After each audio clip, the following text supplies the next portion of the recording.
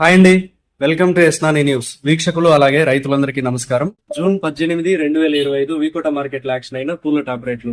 మెరాబల్ rose KG 70 రూపాయలు top rate పలికింది, 70 rupees. సుగంధ్రాలు 60 రూపాయలు, 60 రూపీస్.